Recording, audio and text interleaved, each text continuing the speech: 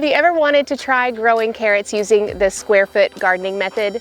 As many years as I've grown carrots, I've never actually tried it until this year. In this video, I'll share with you why I decided to try it this year, how I planted, how it ended up working out, and we'll see what kind of harvest we ended up getting. In my past years of growing carrots, I've always just taken a bed, whether it's a 4x8 bed or a 3x6 bed, and I've either just scattered the carrot seeds on the top and covered them up lightly, or I've planted them in rows.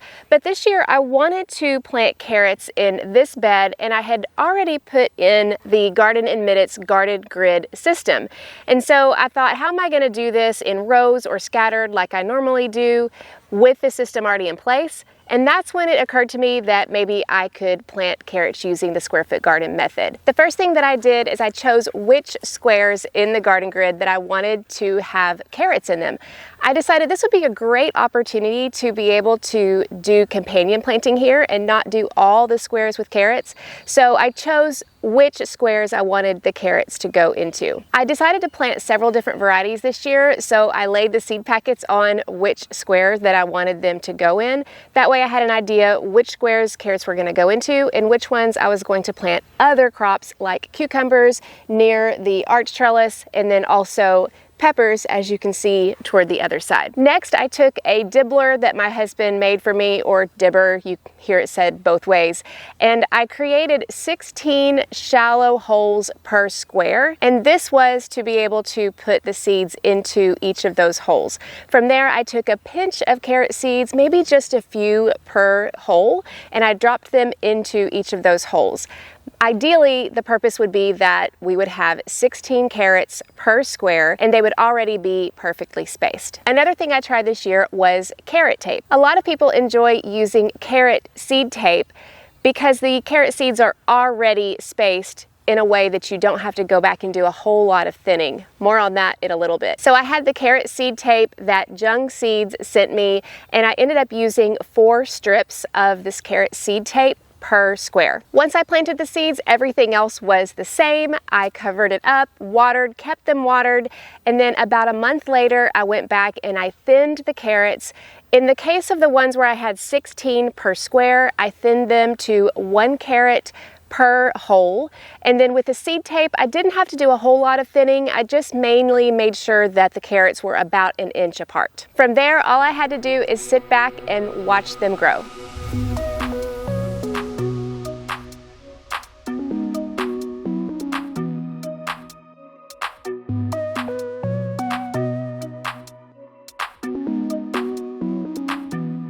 Now here we are 3 months later and the carrots are ready to harvest, and now I'm gonna see how this ended up working out and what kind of carrot harvest I'm going to get. It looks like this first square here is Scarlet Nantes, and this was part of the seed tape. You can tell here they're in nice little rows. This obviously, I didn't thin this one out very well. This is what I hate. If I don't thin it out perfectly, then you can tell you got 2 carrots here, one's gonna be smaller than the other. This will be a good chicken treat.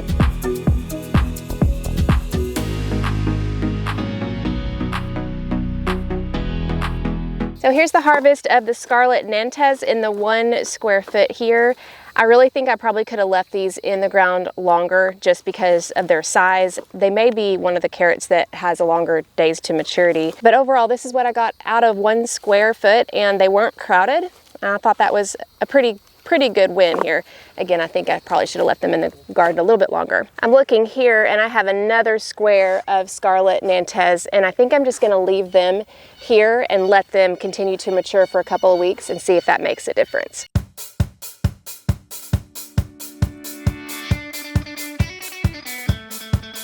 This was another square, but you can see it didn't do as well.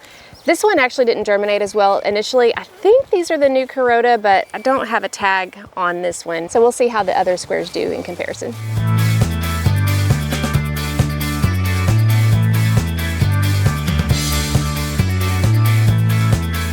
Okay, this square right here obviously got a little bit dwarfed by the nasturtium. So I don't really expect a whole lot out of that. I think that was a little bit of a mistake, planting the nasturtium so close to the carrots, because you can see how tiny they are. Carrots definitely need sunlight. This is what will happen if they don't.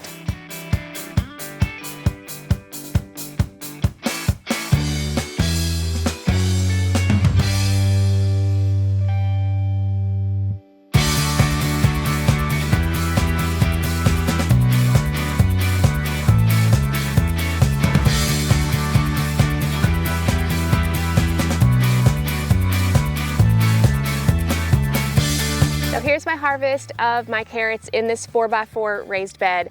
As you can see, I didn't have all of them filled with carrots. Several of them were filled with cucumbers and nasturtium and peppers, obviously, but I was actually pretty impressed with the ease of harvesting these carrots. I didn't have near as many of those little small ones that I've had in the past. I did have a little bit here from this square, but for the most part, I had decent sized carrots. Now, what I think I should have done is probably waited a couple more weeks to harvest, because some of these I think would have sized up even more. But I was afraid with the heat coming and we're actually getting ready to leave on vacation, I was afraid to let them stay for a little bit longer.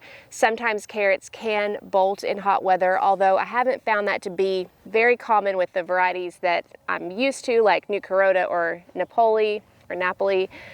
Wasn't sure too much about the Scarlet Nantes, but I am leaving a square of Scarlet Nantes in here just to see if it will size up any more in the next couple of weeks. And overall, I'm pleased with the ease of being able to use the square foot gardening method, not only just for the spacing of the carrots and the ease of harvesting, but also the ability to companion plant in the midst of it.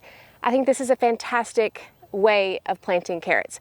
In the future, will I use this? Well, it'll depend on the bed. If I'm doing one of the beds with my Garden in Minutes garden grid, absolutely. If I'm deciding to plant in another bed, whether that's in the ground or a raised bed that doesn't have the garden grid, then I'll probably still use my row method that I've done in the past. But overall, I think that this was a fantastic experiment and I'm very pleased with it. And if you want more tips on how you can grow great carrots, check out this playlist. It'll give you all my tips for growing in the spring and in the fall. And for the most part, I don't have to buy carrots at the grocery store using these methods. I hope you've enjoyed. For more videos like this one, make sure to like and subscribe, and I'll see you next week.